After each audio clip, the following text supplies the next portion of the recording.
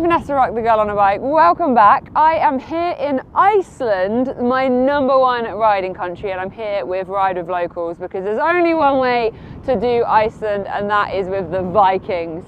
In this video, I'm going to be doing a little bit of a run through of the KTM EXC-F 350.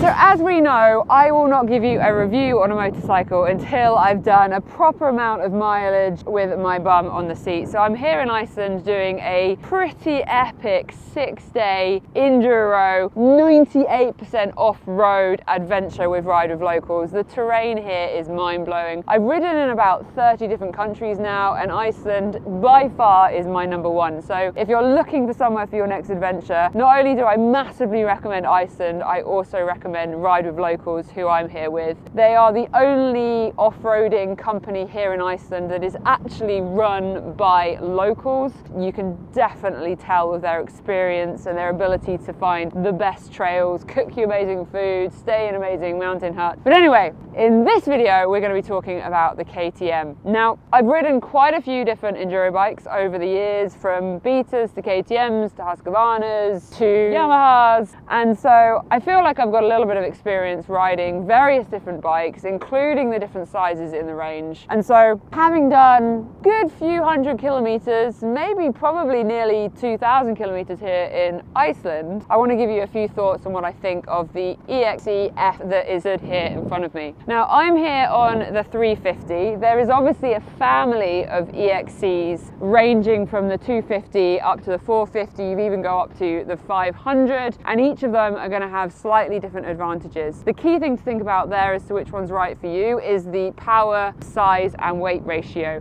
The 350 sits quite nicely in the middle, and with the 350 engine, weight-wise, you're pretty similar actually to the advantages of the smaller 250, but you've got a little bit more power, closer rev power delivery than you're going to get with the 450. So it does sit quite nicely in the middle.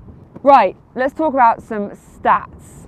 So this is an enduro bike. It's designed for going through some pretty technical, pretty rocky, flowy off-road riding. So key things that they've got on this is good suspension. You've got some WP front and back. Now, as a 62 kilo rider, I've got to say that this bike has been nicknamed Buckya this week because it has got the standard OEM spring in there. My advice to you on any enduro bike that you're getting is work out what weighted springs are in the bike as standard, and are you the right weighted person for it. So for me, if this was my bike and I was going to be running it more regularly, I'd definitely be looking at changing my springs. Companies like KTEK Suspension, you can quite economically buy the right weighted springs, swap them in the front forks and the rear, and I would say probably you're going to be 30% faster almost immediately because you're not going to be bucked around. The suspension on this bike is ready to go as long as you are the right weight. I've obviously been bucked around a little bit this week, and Iceland is incredibly rocky. You're going through lava fields and boulders and river crossings.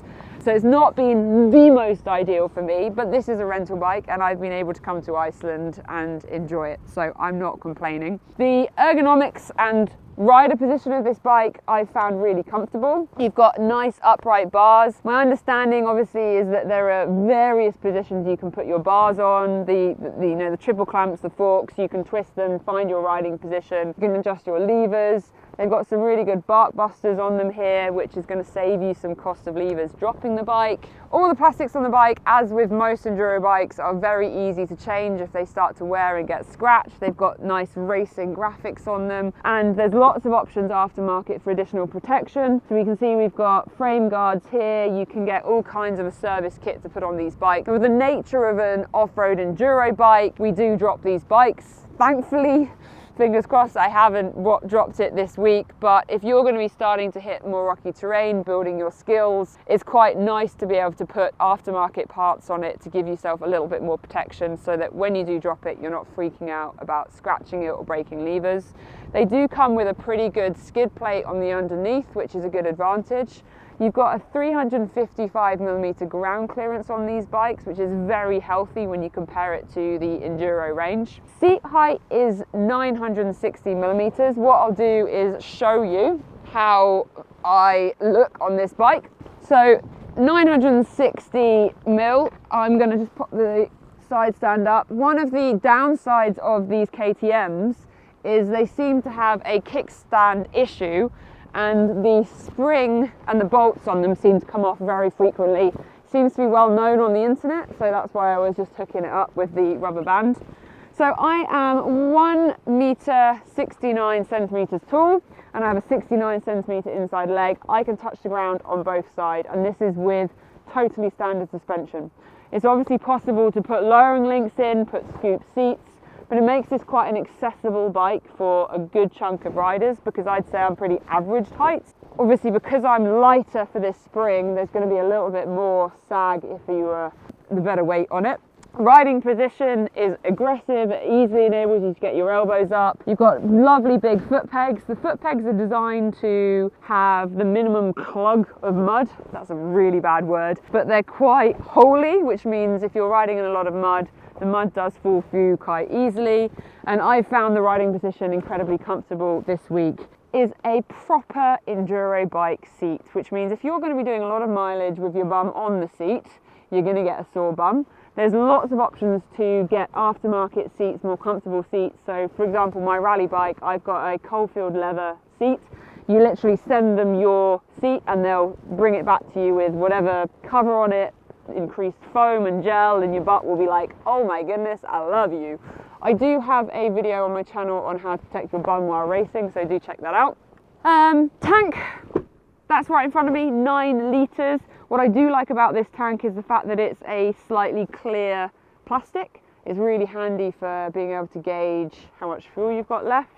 And how many miles are you going to get out of a 9 litre tank? Yeah, I'm not silly enough to give you an answer, because it completely depends how you're riding, what you're riding in. If you're in deep sand and revving it like a hooligan, you're not going to get as much range, but 9 litres is going to give you a lot of fun.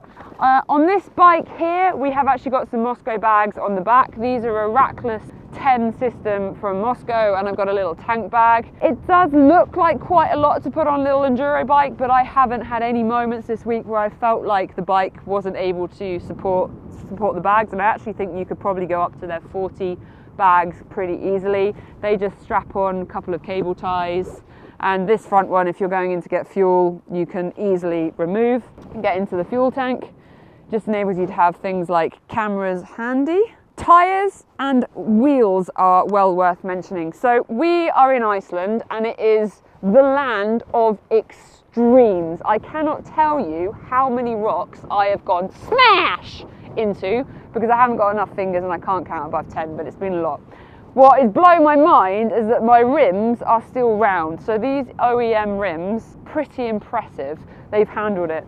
We are running Michelin tracker tyres on here with mousses. Definitely something I'd recommend for enduro riding is running Michelin bib mousse, because I cannot stand getting a puncture basically. And if you run a mousse, it's a solid foam insert that goes in the tyre. It means you can't change the PSI, but you can't get a puncture, and it's amazing. I race in them, I do hard enduro in them, desert racing. Make sure you get the right mousse for the sort of terrain you're running.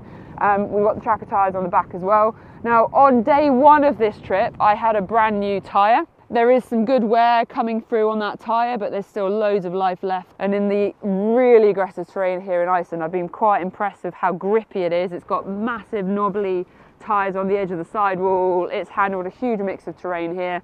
So yeah, first experience with the tracker tyre from Michelin, but definitely rate it. Anything else worth mentioning on this bike? It's got big radiators, it's got the sump guard, it has a big focus from KTM on weight, so they've gone for lots of aluminium, cast weld, etc. to try and get the weight as low as possible. And my understanding is that this bike is one of the top ones in the market for weight to power ratio, so that's a big advantage. How heavy is it? I guess we'll do my classic thing, get it off the side stand. It's 104.3 kilograms, which really is nothing at all, but if I lower it down, you can see it's on the ground. I'm not a massive strong human, but It's so light that you don't even need to get into a massive squat position and do anything full of effort. It picks up. So it's chain driven. That gives you advantages for like lubrication, maintenance, all that kind of stuff. I quite like a chain driven bike, and it's what you'd expect. Brakes, you've got Brembos front and back. KTM aren't going to put brakes on a bike that don't work. At no point this week have I gone to brake and gone, oh, I'm not going to stop. It stops super easily. Obviously the tyres are a big part of that relationship. They've got the traction on the ground. Last time I was in Iceland, I rode an Africa Twin. Time before that, I rode a Husqvarna 701. On day one, when I realised that I was going to be on a 350, I was a bit like, oh, maybe I wanted to be on something a bit bigger. Like the 701s, like gives you a bit more power and weight and feeling. But the 350's been absolutely amazing. At no point have I felt like I haven't had enough power. It's agile and nimble. We've done quite a lot of twisty, rocky, I want to say riverbeddy things, but it's like lava beddy things. You can watch my full series of the Iceland adventure as well, where you'll be seeing all of the riding terrain. It's mind-blowing here in Iceland. But I think this is a really friendly, manageable, but powerful bike. It's not going to get you in crazy trouble. When I think about my Honda CRF 450 RX, that is an absolute animal of a monster. It's like angry, but this is just super smooth, really easy to ride. It's gentle, it's forgiving, but the power's there. You do have different maps on the handlebars. So you've got map 1 and 2 and traction control. Just gives you a little bit more play with the engine and the power delivery. But I think it's a really great option for enduro riding. If you were looking to get into enduro riding and do a little bit more green laning, pootling around, I think it'd probably be a really good option because it's not too heavy, it's friendly on the power. You're not going to outgrow it ridiculously quickly, but it's not going to get you in trouble either. I think it's one of those bikes that you could buy and have for a really, really long time. Fantastic option. So let me know if you've got any questions in the comments. I'm Vanessa at The Girl on a Bike. I'm here in Iceland, my favourite country. I just freaking love it, even though I have wet, soggy feet because we've done water crossings. It's just amazing. I love it.